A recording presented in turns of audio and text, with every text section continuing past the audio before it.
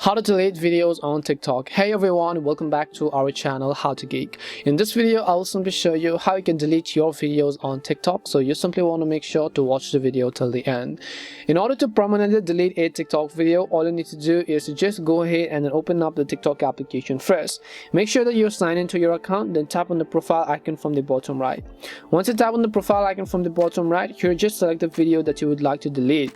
And then you want to just tap on the three dots next to it, and then choose the option called delete all the way to the right hand side of the screen. Just tap on the trash icon. It will ask you for a confirmation. Do you want to delete it? So just tap on the delete button in order to delete the video. Keep in mind that after you delete it, you'll not be able to restore it back. So just make sure to think twice before you go ahead and then delete your TikTok videos. That's all it takes to delete videos on TikTok. We hope the video was really helpful, and if it did help you, then make sure to leave a like and subscribe to our channel. If you've got any more questions, feel free to leave them down. Thank you very much for watching, and see you soon in our next video.